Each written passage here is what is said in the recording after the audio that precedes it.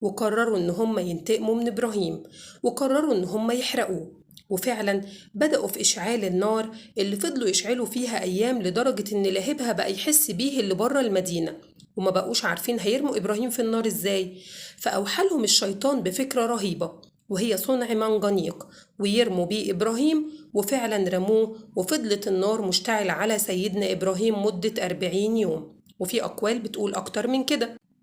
كل المخلوقات كانت عايزة تساعد سيدنا إبراهيم.